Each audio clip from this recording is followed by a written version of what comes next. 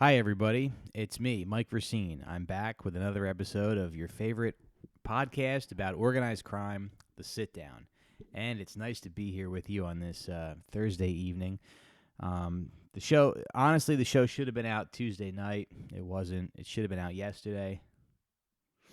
It was not. It should have been out earlier today. I was hoping I could be wrapped up by now, 11:50 at night, but I'm not. I'm just getting started. That's because, look, uh, doing these episodes, you want them to be relevant. You want them to be, um, uh, well researched, you know, and sometimes they take a little longer than expected, right? You wouldn't go to a restaurant, and if you went to a barbecue restaurant and you said, "Give me your brisket," and they said, "Oh, the brisket's only been in the oven for about 8 hours. Why don't you come back when it's 10 hours?" That's a very bad analogy. But the point is that, you know, good things do take time, I think. And so I wanted to make sure, I always want to make sure that I have my notes together and that I have, a coherent show, which I think I have tonight. So it's nice to be here with you guys. If you can, support the show on Patreon. Look, I'll be honest with you guys. Our numbers are a little bit down this month. They're down farther than what they used to be. Now, a lot of that is because our country is descending into fascism and everyone's losing their jobs, and a lot of you are becoming homeless. I have gotten a lot of messages from people that are like, hey, I love supporting the show, but unfortunately, I need that $5 to buy myself an aero bed because I'll be sleeping on the streets. And I get it. That's totally fine. I totally understand if that's your position. But if you have $5, go to patreon.com/sitdownpod. We do a show every single day. I mean, ideally every day. I mean, look, I'm not going to lie to your guys' faces. There's days when I get really busy and I miss an episode, okay? But we do a show at least 5 days a week over there. All right. So get over there, patreon.com/sitdownpod, and check it out. And if you guys don't mind, follow me on. I'm just gonna do a little bit of housekeeping before I start the show. But if you can, follow me on Twitter at Mike Racine, Instagram at Racine Mike, and I have been making my a good portion of my bread and butter doing some moving jobs here and there in the city, in New York City. If you know anybody who's moving, especially long distance moves, I actually did have a couple people this week who listened to the show. Shout out to Brian and shout out to Mike, who allowed me the pleasure to move their furniture. That was pretty cool, It is pretty cool that now this podcast is just an advertising wing of my moving business. But you know what? I don't care. Times are tough out there, and I got a fucking family to support. Deb and I are moving. We have to move again. So we'll be doing that. Landlord, once again, selling the building, so we got to get out of here. So if you can, if you got any work for me, let me know. I'm a fucking big boy. I'm a big boy with a strong back, and I love work. I was talking to a friend of mine today, friend of mine, a comic named Noah Garden Schwartz, and we were talking about the stock market because Noah's big into trading stocks, and I actually, you know what, I'm getting back into it too now, and I gotta say, folks, I should not have let a $4,000 loss on Canadian weed deter me from fulfilling my destiny. Because a couple years ago, I decided to start investing I decided to start investing. And I got a Charles Schwab account. And I bought some Bitcoin. And I bought some Ethereum.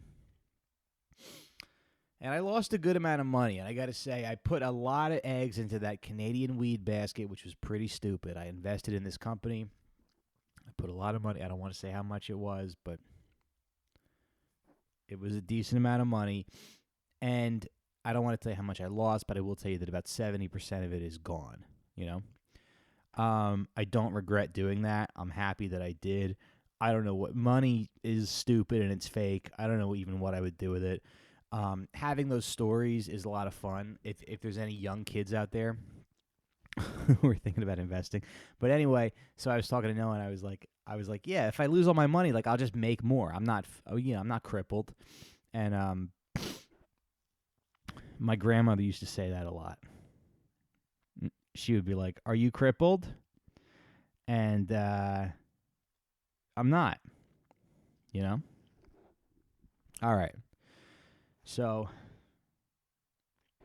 okay, I'm about to cough right now. It's not Corona. I mean, that was a hefty cough. It's not Corona. What do you care? You guys are listening to a podcast. Who gives a shit?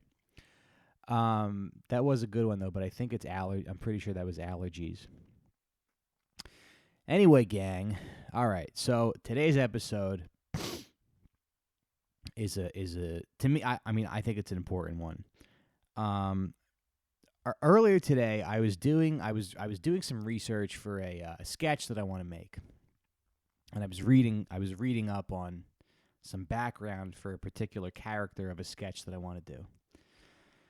And well, the sketch is about Hunter Biden. So I was reading the New Yorker profile of Hunter Biden, and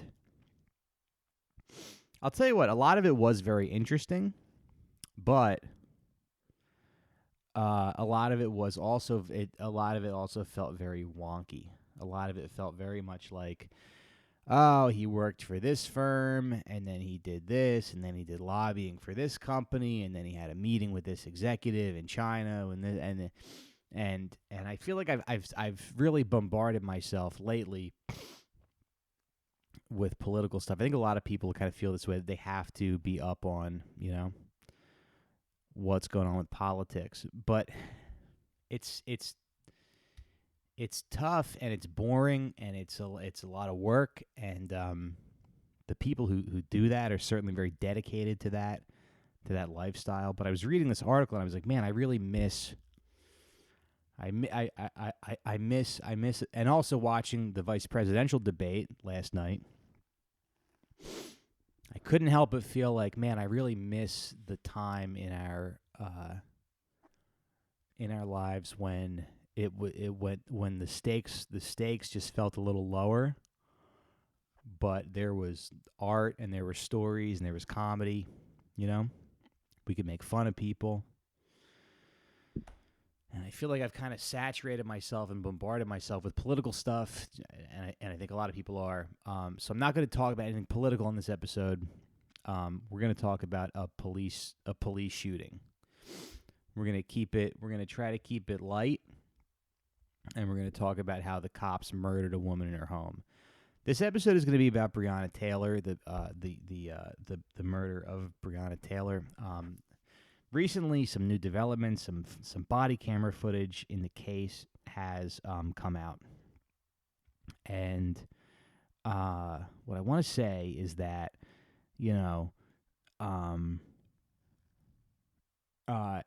I think in a case like this kind of, I did mention at the beginning of the episode wanting to have an episode that was like coherent. I don't know how coherent this episode will be. This story itself is very messy. It's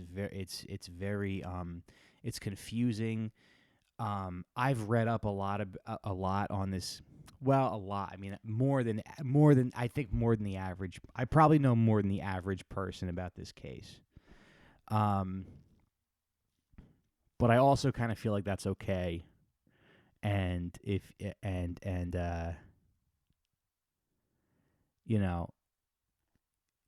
doesn't, nobody really knows. Nope. First of all, nobody knows everything, but nobody really knows anything, right? So I would like to do this episode from a very objective standpoint, obviously, but I want to go through the details that I have, and I want to present this as authentically as possible. But when you look at a case like this, you would be doing yourself and everybody else a disservice to not look at the emotions that people are feeling, to not pay attention to how upset people are about this verdict and about what happened. It's kind of it. I just think our society makes it a little too easy to dismiss this kind of stuff, and I think that if you're not paying attention, it is very easy for someone to go, "Oh, yeah, this is like a terrible. Yeah, sure, no, that's a terrible tragedy, terrible loss of life, but."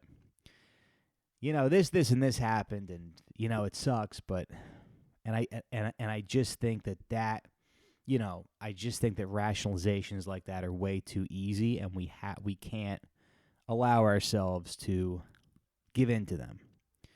That temptation to rationalize and sort of like dismiss what happened.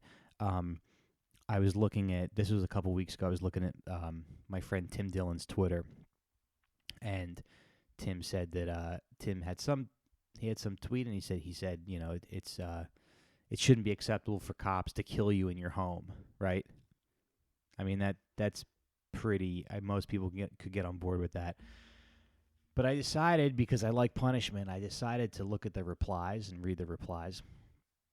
And I'm looking at the replies to Tim's tweet, and I just see all these people going like, "Well, that's what you get for pointing a gun at a cop. Well, hey, that's what you get. Hey, that guy brought it on himself. So that guy, Breonna Taylor's boyfriend, brought it himself, and it's just, I mean, to me, I think that's kind of sick. But it's, for some reason, our society makes that too easy to do. We make it too easy to just go like, yeah, but I got stuff. The Jets are on later tonight, so I don't care. So I think when you look at this case, you have to really look very closely at the details. There's a lot of information coming out from different sources. There's a lot of people saying a lot of different things. And I gotta tell you, I remember being a younger person, and I remember having sort of this attitude when these sort of high profile cases came out. Now I'm kind of embarrassed to say that when the Trayvon thing happened, when Trayvon Martin was killed in Florida, when the Michael Brown thing happened, I didn't really pay attention to it. I didn't pay attention to it. I didn't really get involved that much. Not because I didn't care, but I think there was a part of me that kind of felt like, well, whatever's going to happen is going to happen. And if the cops are lying, and if they're not, there's nothing I can do about it. And maybe there is nothing you can do about it, but I think you can. But I think you do. But I think that familiarizing yourself with the circumstances of what happened, and researching and learning the details, and just being a person in the world who understands the injustice that happened.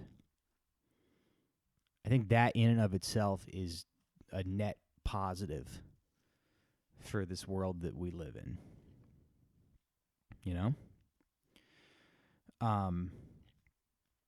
We're going to get into, on this episode, we're going to get into a lot of things about sort of the minutiae and the details of police procedure when there's an incident that happens.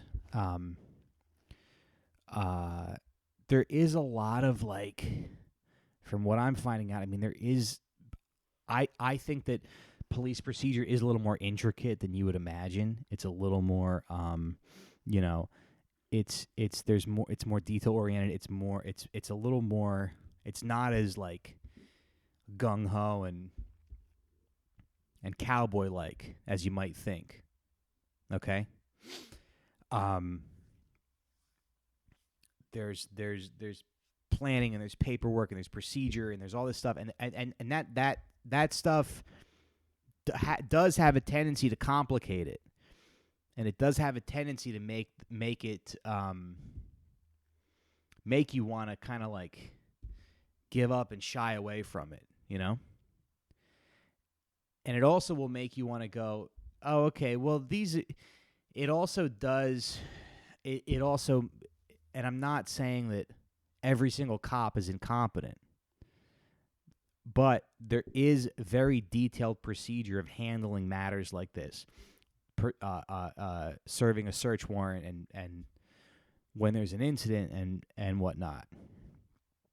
And I think that kind of works two ways, because on one hand, it will make you go like, oh, okay, well, they know what they're doing if it's this detailed, you know? I think that there shouldn't be. I think we do kind of have to push back on this narrative that cops are a bunch of fucking, you know, just a bunch of idiot thugs who don't know what they're doing and shoot people. Sometimes that does happen, but also sometimes they do follow the rules and they follow protocol, and the shitty cops fuck up. But I think, as you'll see in this story, there are cops who are like, who are sort of speaking out and being like, yeah, something went wrong here. This wasn't supposed to happen the way that it happened. And I think there is almost like a reactionary tendency to be like, you know, they're all bad. People are very upset, which I totally understand. But you do want to have an approach to fixing this stuff that allows for improvement and growth, I think. And I don't think it helps anybody. Just like it doesn't help to go up to a, you know, an elderly couple who are eating brunch and like spit on their Cobb salad. You know, like, that's not helpful. I think it's also not helpful to espouse this sort of like, you know, abolish the police narrative if you don't know about the details. If you know about the details here are very important. Okay? And yeah. There's a lot of details here, and there's a lot of stuff. There's a lot of stuff to talk about. So one of the key details of this case is that the cops who showed up that night. So I think what we should do is we should kind of go over the official narrative of what happened on that evening. Okay. So the narrative that we got from the cops, and this was the narrative that I heard sort of being repeated in Tim Dillon's Twitter mentions, was that the cops identified themselves. They came into the house. Kenneth Walker. So they came into so it was Breonna Taylor's apartment. Okay, it was Breonna Taylor's apartment. Now there are people saying that these cops didn't have a search warrant. They did have a search warrant. She was dating a guy who the guy's name was Jamarcus. What was his name? Jamarcus something. Anyway, this Jamarcus guy was her ex-boyfriend. Okay, and so they were serving a warrant. They came in the middle of the night.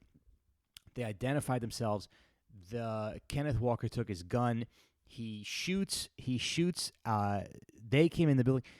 He shoots one of the cops, hits him in the thigh. The cop's name was Brett. Not Brett. Not his name wasn't Brett. It was like Brett Hannigan, Miles Cosgrove. Well, it was the third one anyway. Shoots him. He gets hit in the thigh. They return fire. Breonna Taylor gets killed. Um,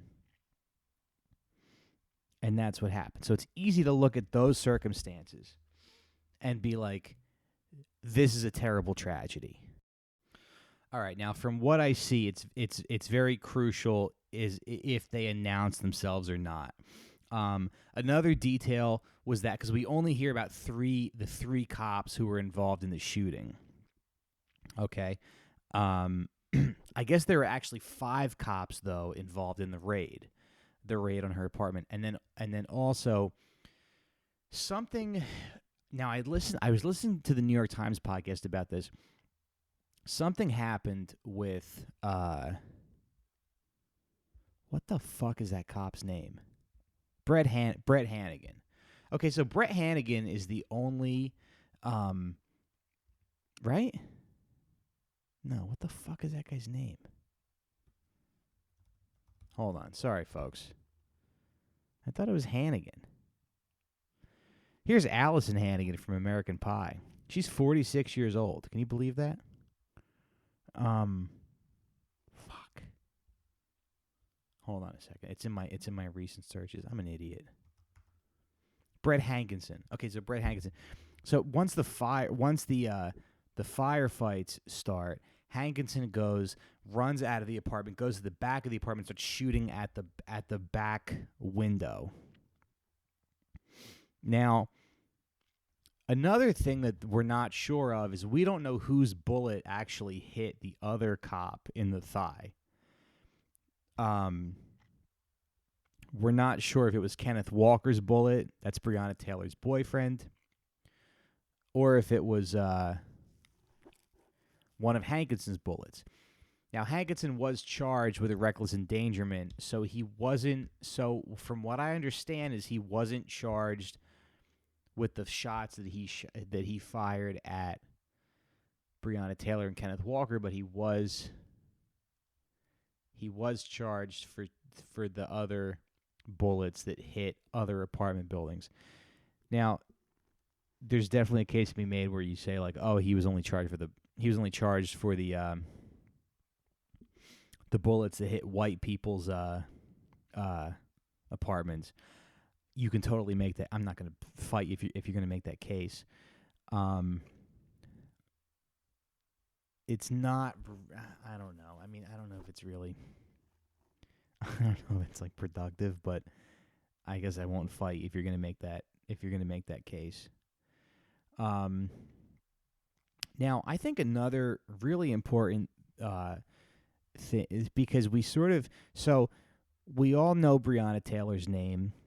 We all say her name at protests. We all see the memes and the activism, and the tweets and the hashtags and everything. And you know what happened to her was a very tragic, terrible loss of life. She also, I want to say, I mean, she did seem like a great person. There's social media posts and stuff like that where she seemed like a very, she was an EMT. Her mother spoke very highly of her. I mean, she seemed like a very well-liked person, I think, though, you really have to, if you want to get a feel for what happened on this case, you sort of have to take a look at how the cops treated Kenneth Walker, her boyfriend. And you should, if you really want to get a feel for like what was happening, you should look at what happened to him. Now there is some recent footage that just got released. There's footage of him. So he's at the apartment complex. There's an officer with a dog, and the officer's yelling at him. The officer's yelling at him to walk backwards. They sort of cut the footage in this way where it's not continuous, but at one point he does say, like, I don't know, what did I even do? He goes, my girlfriend's dead in there, There's another thing where Brett Hankinson is at the scene of the crime, and Brett Hankinson is like, you're going to jail for the rest of your life. I don't know what that's about. I guess at that, this whole thing was very chaotic. We don't, like I said, we don't know a lot of the details, but I do kind of feel like they are hiding a lot of the details from us. I do feel like this thing is a lot more clear once you see what actually happened, once you look at some of this footage. I only saw the footage in like bits and pieces, but I really do feel like there is an effort to keep this footage out of the public's, out of the view of the public, because it really will provide a lot more clarity as to what happened. I think that it's very hard to defend, watching a guy who just watched his girlfriend get murdered by the cops, get screamed at by officers, having a fucking dog bark at him, having some person yell at him, tell him to walk forward, and that he's going to jail for the rest of his life. Also, Kenneth Walker did spend 2 weeks in jail. So he spent 2 weeks in jail, and then he was charged. They charged him with some other crimes that were later dropped. But man, you look at how this guy was treated. This guy who was literally, because Kentucky is also it's a castle doctrine state, which means you're allowed to defend your home with deadly force. I don't really know the details of that law. I don't really know how it works, but it sounds like, it's a thing where it's like if you have you're allowed to shoot somebody who comes into your home with a firearm to defend yourself, which makes sense.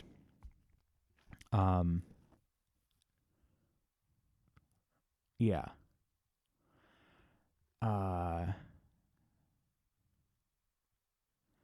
This says this is from Huffington Post. Former officer Brett Hankinson was fired in June and is the only officer involved in the shooting to face charges. The 3 counts of wanton endangerment he faces stem from the shots he fired into the homes of Taylor's neighbors, not shots aimed at Taylor or her boyfriend. Still on Wednesday, Cameron claimed that he was certain Hankinson didn't shoot Mattingly because all of 3 officers were carrying .40 caliber handguns, and the bullet that hit Mattingly. Okay, so Mattingly is the detective who got shot allegedly by Kenneth Walker. Like I said, this stuff is kind of confusing, but Mattingly is the detective that got shot by Kenneth Walker. The officers were carrying .40 caliber handguns, and the bullet that hit Mattingly came from a 9mm. One of Walker's attorneys, Steve Romanes, has refuted Cameron's allegation on television and online, saying Hankinson's file shows he was administered a 9mm handgun. The local Courier-Journal reports it has not received a response to its open records request for Hankinson's file. Now, there is some footage that I watched tonight, and it's SWAT team footage. And like I said, it's like I have a lot of notes right here that I'm trying to go through, and I'm trying to present this authentically, but there is SWAT team footage of a SWAT team going into Taylor's apartment. And I want to talk about this a little bit. The SWAT team goes in. There's body camera footage. You can find the footage on Twitter. It's like a 10-minute video. Shouldn't be too hard to find. But the SWAT team goes into the apartment. Before they go in, they say she's down in the hallway. They go into the apartment. They start. There's maybe like 6 or 8 guys. I don't know. The whole thing, I mean, to be honest, if I can just inject my opinion into this, the whole thing does feel a little excessive. You're at the apartment of, a 26-year-old woman and her sleeping boyfriend, and there's literally 6 or 8 SWAT team members doing like a sweep. Now, I understand that if somebody gets shot, I'm sure that's like protocol, but I mean, if I can just be real Racine talking to you here for a little bit, it did feel like that was a little bit excessive,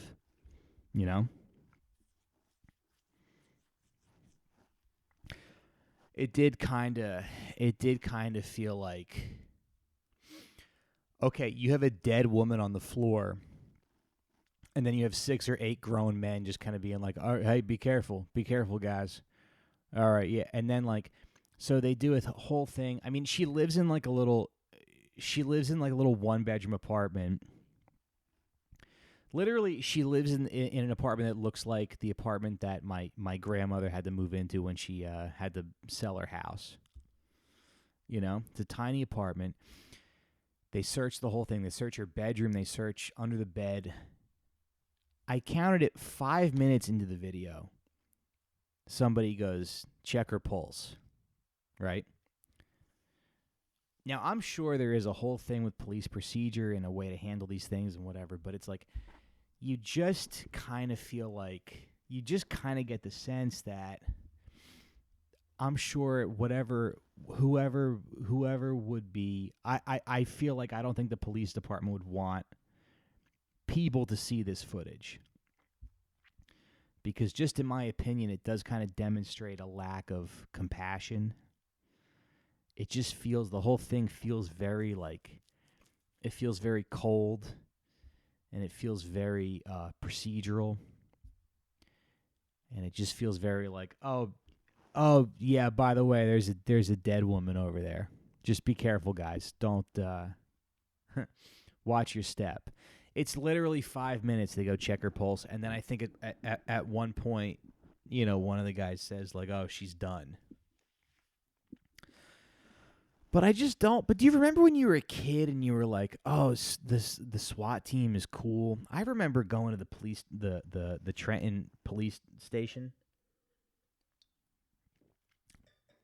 and I just remember being like, we went on a field trip to the Trenton State House. And we talked to some cops, and we talked to 2 guys that were on a SWAT team. And I remember thinking, like, oh, these guys are, like, really cool. And we talked to one guy who was a sniper, you know? And I just kind of feel like I don't respect any of these guys. I think it's fucking lame. I think it's lame to be a, I think you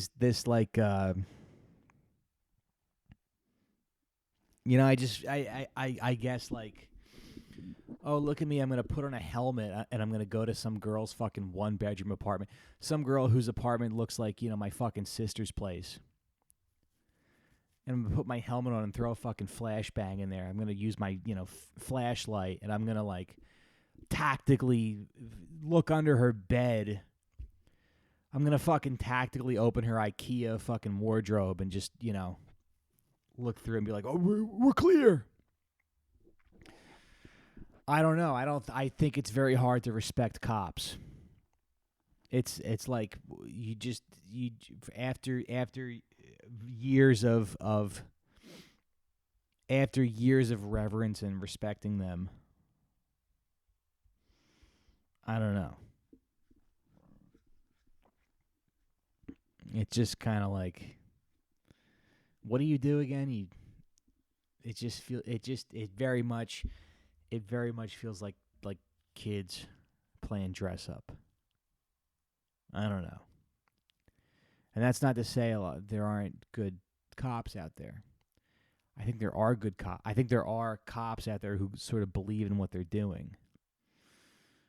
But I don't know how you look at this kind of stuff and think that these people aren't doing more harm than good, you know? And you really have to dig to get the truth. I don't even feel like for this episode that I dug deep enough. I would encourage you guys to read more stuff, but it does seem like somebody fucked up here. You know? Somebody fucked up. So there's another part, and maybe this episode is going to be a little boring. I don't know, but there's another part of police procedure where when there's an officer involved shooting, what's supposed to happen is there's an investigation team that comes, and all the officers that are involved in the shooting are supposed to be paired with another officer They're not supposed to go back to the scene. There's supposed to be an investigation. The officers that are involved in the shooting are supposed to be paired with another officer, and the investigation is supposed to be carried out. But apparently what happened was, we'll see later, that Hankinson returned to the scene. He was in and out of the apartment. He was this whole thing is like fucked up. He was yelling threats at Kenneth Walker, Breonna Taylor's boyfriend. And yeah, folks, it's no good. All right, so I was reading a Vice article. They interviewed a guy who was he's a deputy of the Louisville Police Department.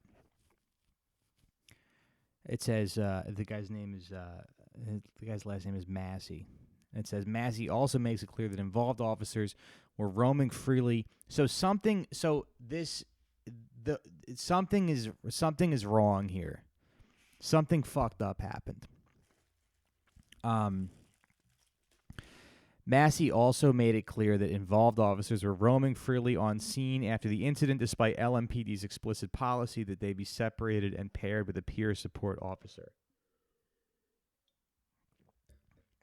He specifically recalls seeing detectives Miles Cosgrove, who fired 16 rounds at night, according to LMPD, walking around the scene with a rifle.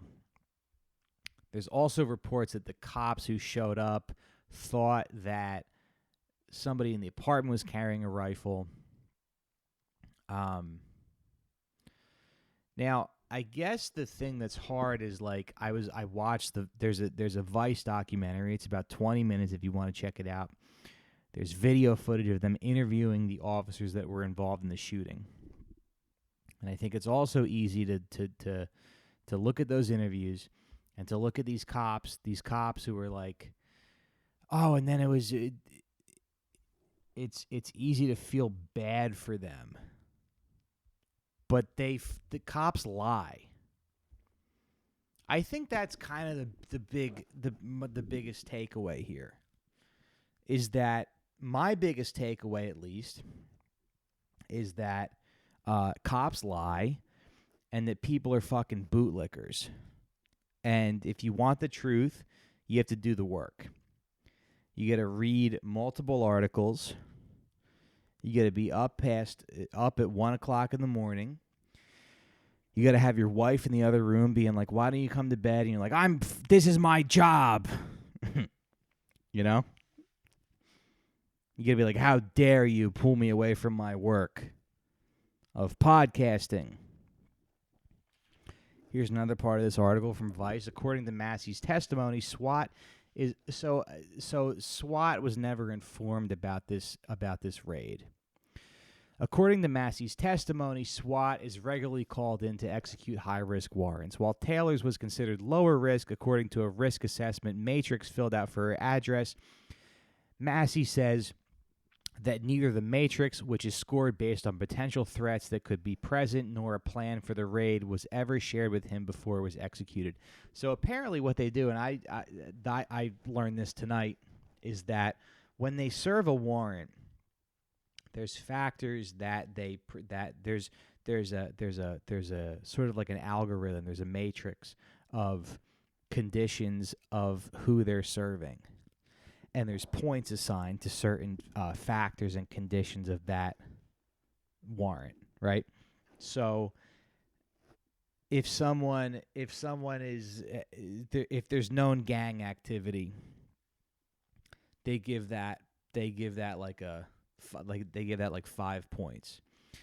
If there's a history of assault against an officer, they give that 28 points.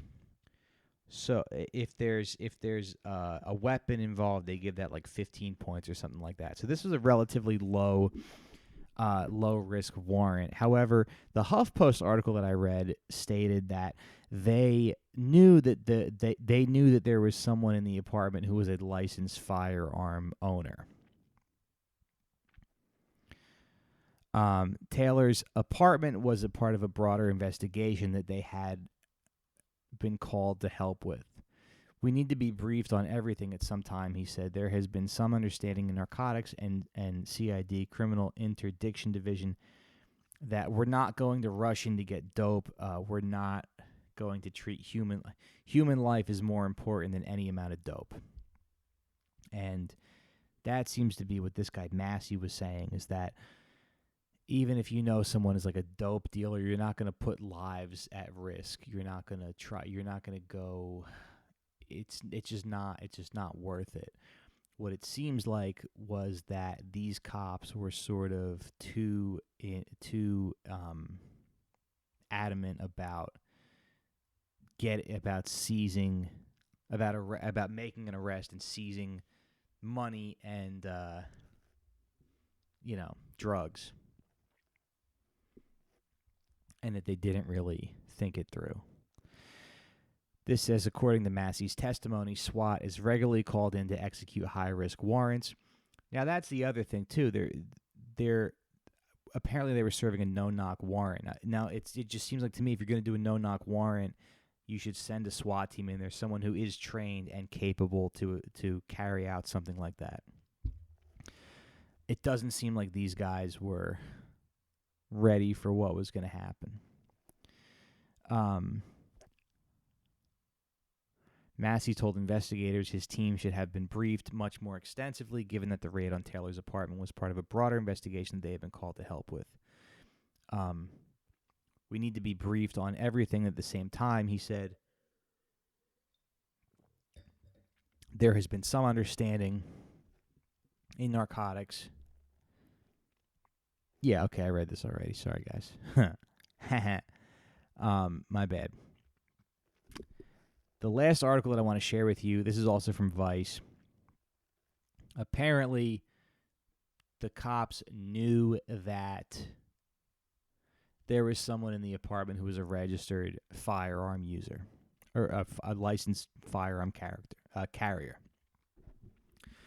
Current and former Louisville Metro Police Department officers told Vice News that a licensed gun owner being present increases the risk levels of executing a search warrant, and should have informed how the raid was carried out, especially because Kentucky is a stand-your-ground state. That's kind of important. I mean, a stand-your-ground state, I think that means that you're allegedly allowed to use a deadly force if someone's coming in your house.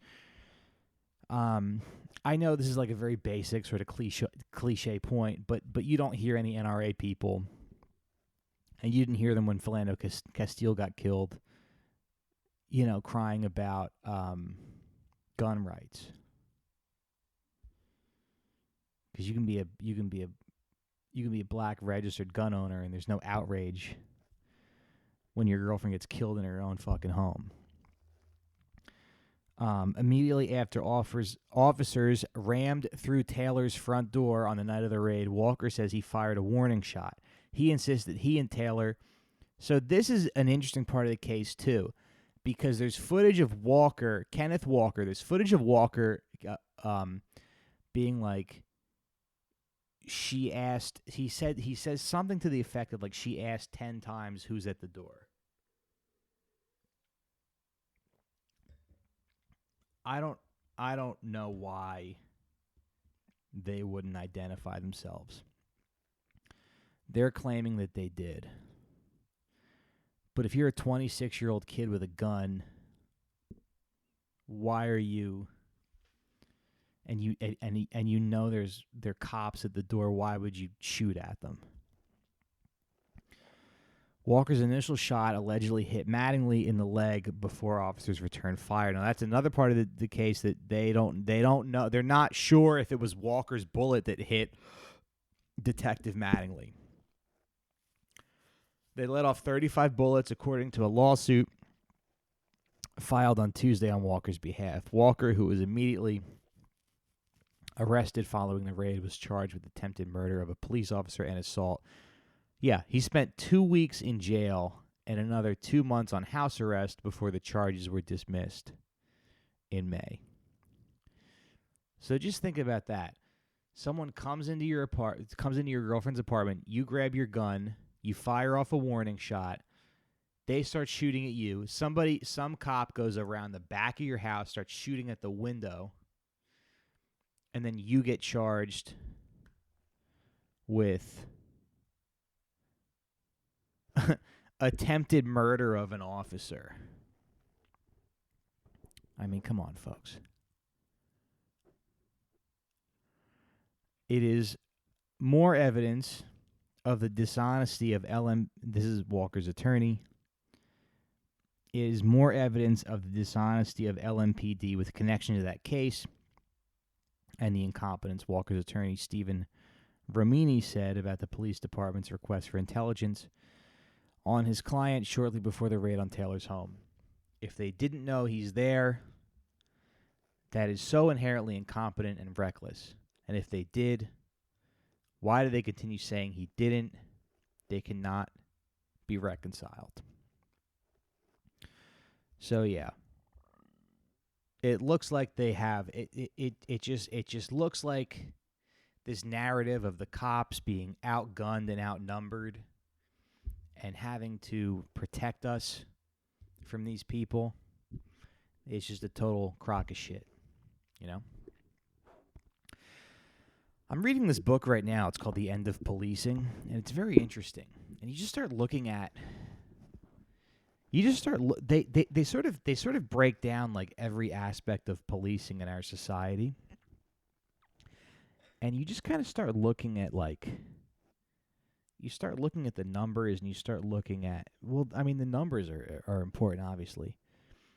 But you just start looking at like what it costs to fucking lock people up. It's a lot of money, you know? And you also look at what it would cost to provide cities with mental health care. And you look at what it costs to like help out the homeless and have programs where people who are maybe involved in sex work can get back on their feet and find jobs.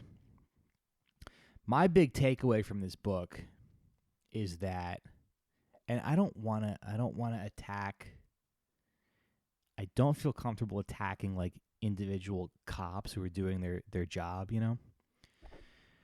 But I think the most important thing to remember is that there really is big money in policing and school security and just locking people up. It costs a lot of fucking money to lock people up. I think what I read in this book was it costs like, I mean, this is absolutely insane, but it costs about $200,000 a year per person to keep someone incarcerated, which is fucking batshit, right? I mean, that's like, I don't even know anybody. I know like two. I don't. I know like two people who make $200,000 a year. I mean, that just seems fucking insane. But there's money to be made. When we had these conversations about the cops, I think you have to ask the right questions. You have to come informed and sort of come prepared, you know? I do think of that video clip of the Minneapolis mayor when they asked him about if he would defund the police. He said, "I don't support complete police abolition." They booed him off. They booed him away until he walked away. I don't think I know enough about police abolition to be like, yeah, abolish the police. But I think that it kind of does more harm than good. You know? I think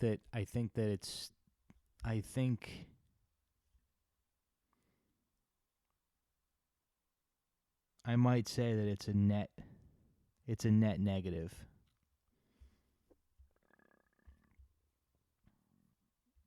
I might say that cops are a net negative on the world. You know?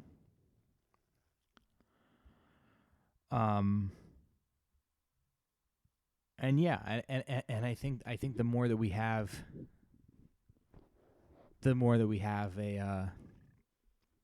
a culture that says, you know, people are dangerous and they have to be locked up.